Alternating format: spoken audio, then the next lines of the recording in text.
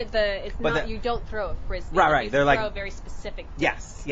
Okay. So they were hardcore into this, and I actually went on a couple with some friends of mine, like to these specific disc golf courses. Yeah. And I was dreadful because I was like, just give me a frisbee, let me just throw this. Like I just brought one from home, right. which was ridiculous, absolutely ridiculous. It's not gonna help you out at all. But they were hardcore into it. So please tell me about. That's why I laugh, because I am picturing like these guys who are, again, super athletic, super into this. I took it very seriously, and I was like, blah blah, hippies. Frisbees, what are you throwing? Exactly, ultimate know. frisbee guys. Like, what's the deal? Oh my god. So. Yes. Well, it's a similar experience for me, except when we visit Nantucket, we stay with this one guy in particular he's like a phenom. He's just athletically can do literally anything, and his brother's the same. And so we went with them, and if they're like, oh, this interesting game, it's so fun, we love it. I'm like, okay, so you guys are obsessed and you're champions. Like, that's just that's just how it is. Sure. So going into it, I was like, this is going to be serious, and as we were going into it, I was like, so because I know how golf works. Yeah. And I'm like, if I'm lagging, does the rest of the crew get pissed? Or like, is that like, and he's, they were like, no, it's like totally chill. We go as a group. It's fine. We're here to hang out in the woods, right? Which I actually think that mindset's wonderful, right? Because at the end of the day, if you can go and do an athletic, like at least somewhat athletic pastime, and you're just kind of in the woods with your feet on the earth, like that's an amazing time spent, right? We were lucky because the weather was also not great. Like, it wasn't sunny. It definitely wasn't a beach day. Okay. So we went. It took us like 3.5 hours to go through the whole course. Wow. 18, 24? 18, okay, yeah. 18. What'd you score? God, I don't really. I don't know. That's like a great question to ask right now. Like, it's not good. Excellent. Okay. Plus a number. Right. Is what I'll just leave that at. That was not a happy face. Yeah, okay. No, listen, I don't love losing, but at the same time, I was proud of myself for just having a good time. But yeah, so that was the first time. Wait, how was your frisbee or your disc arm anyway? Like, in general, before this event, you're like, I'm a competent. It's accurate. It's accurate. It's accurate. I don't get a lot of distance. Okay. Right. So if you're doing a par 4, you have 4 tries to get the disc in the situation net, and is it actually called +1 almost every single time. Is it actually called a situation net? No. Okay. That'd be awesome. I have lots of situations. Yeah. That was one of them. This situation net. This situation yes. net. So how was your putting? My putting skills were dreadful. Well, better than I thought. Okay. The one thing that I loved about this game is that you really improve quickly, right? So by the end of the game, like I did have longer throws, and I did have a little more confidence in the putting. And then the day after that, we went to the beach, and because this guy, I swear, brings one of those net situations to the beach. Oh wow! Yeah, right. So he's serious. Yeah, no, that's what I'm talking about. Yeah. So that's funny. Just for the record, when you just said that, Siri just popped up on your phone. She's like, "Yes, Yuri." Yes, I thought so. Thank you, Siri. That's awesome.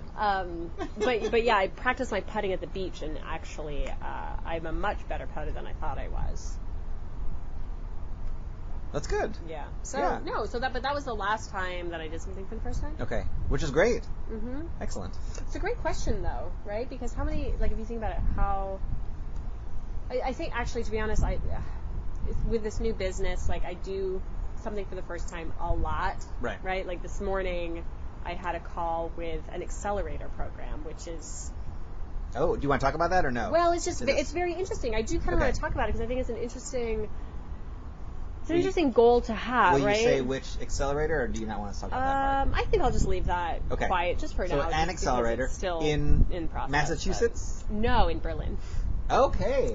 Yep. All right. So, well, the reason, and I don't know if this will give it away, but the reason that I was interested in this, it was through Innovation Women, that it even popped up on my radar at all, and it's hospitality focused, right? So a lot of the work that I do now is in industries all over the place, but how I started was coaching restaurants, right. industry employees and hospitality employees, and so they have this accelerator program that's specifically for digitizing hospitality services and allowing helping hospitality as an industry to be competitive through digitization and tech. Mm-hmm.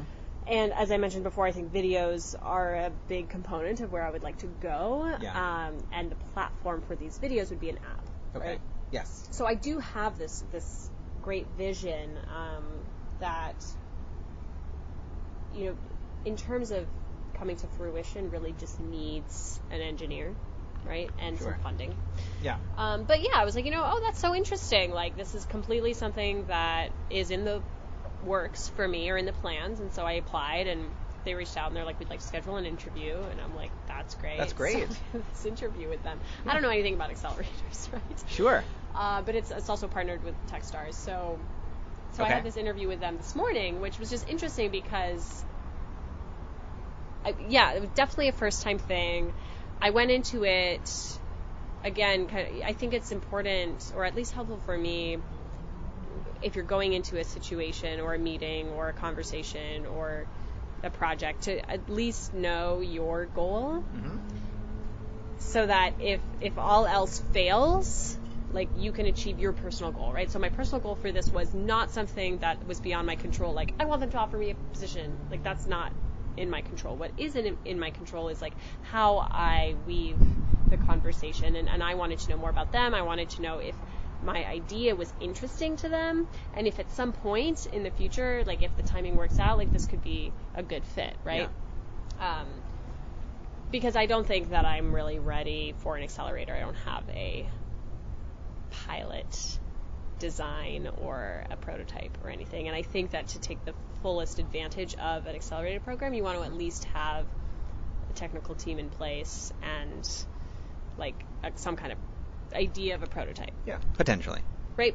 I mean, it could be different, but yeah, if it's going to be in Berlin, like, I'm not going to just traipse all the way over to Berlin and be like, hello, I have this great idea and I have clients.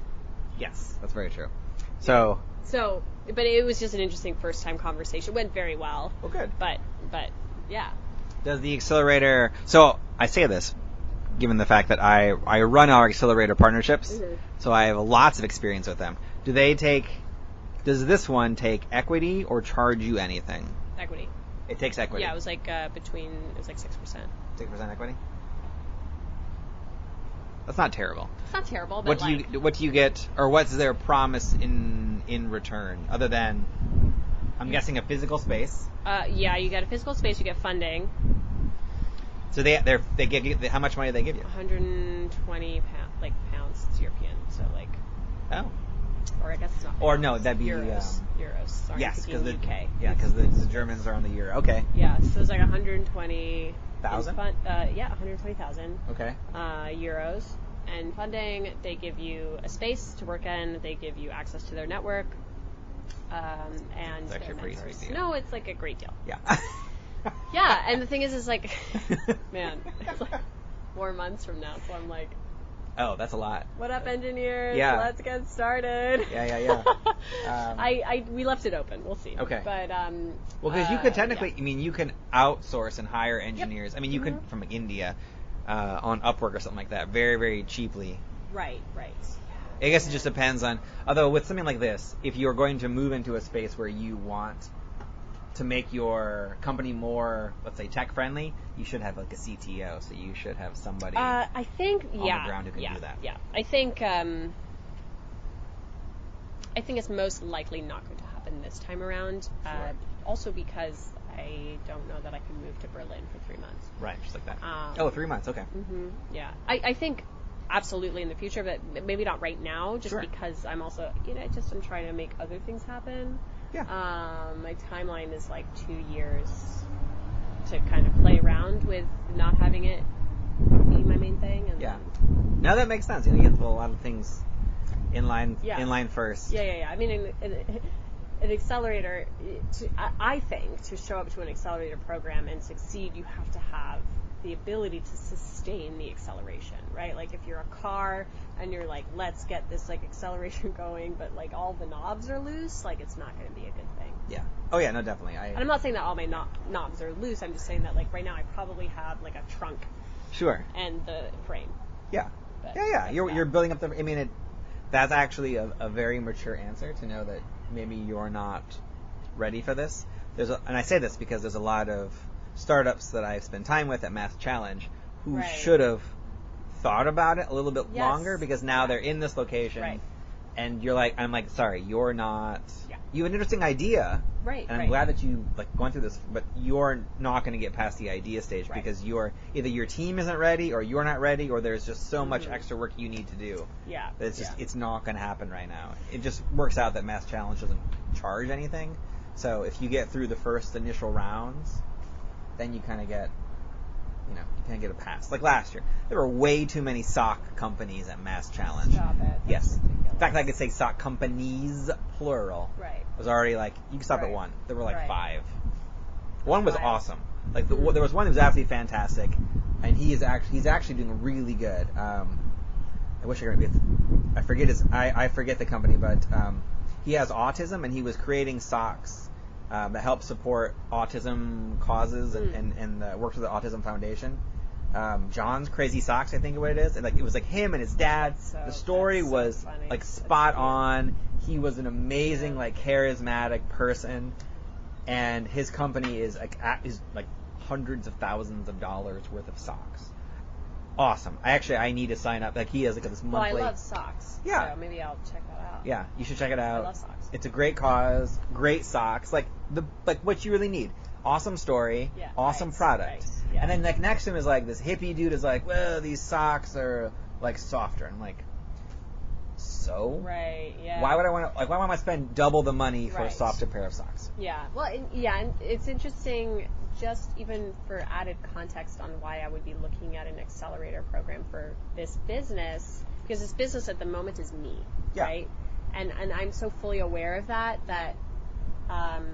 until I get to the point where I have proven my value so much, that next step of like taking it away from just me as a physical person in a space in front of people, it isn't quite. It's not going to be as poignant as the argument of there is only one of me and everyone wants this. Right. And that's when the tech kind of solution comes into play. So that's why I think it's down the road. Yeah. I think right now I'm still personally and professionally focusing on the business development to solidify that value. Yeah. If that makes sense. Yeah. I believe in it and I know it's there. But if I'm going to take 3 months to again go to Berlin and do this thing, like I just have to have just a little bit more content, I think, like also because it's going to be a video based app, and it's going to be like in an ideal world not just me but potentially other dancers, right, that I can I was going to say, have you thought about franchising yourself or your technique, because there are lots of dancers in the world who could use additional help. I don't know if the franchise model is what the way model. I would go. Sure. I'm not opposed to it per se. I think it could be great. I think that without a doubt, I have an interest in having dancers trained in this vocabulary, in this vernacular, and this method, so that they can be articulate in the business world, and also leverage their incredibly unique skills, like that. I think as like an alternate career path or an alternate like side hustle, right? Like, because if I create it, people can have it as a side hustle, right? I wouldn't describe it at this point as a side hustle for myself, because it's become so much more than that. But it could very easily be a side hustle for anyone else, just like teaching bar classes or teaching Pilates classes could be considered a side hustle on the side. Like, Soul Cycle.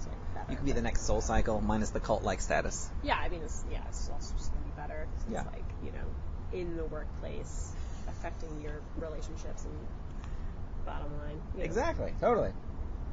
Ooh, or I wonder if there is a virtual reality experience. Yeah, definitely. I've thought about that too. For what you've done. Because that almost seems an ideal experience for your company. Somebody right where they are, putting on some VR goggles and experiencing. Yeah, totally. I mean, that would be absolutely, I think,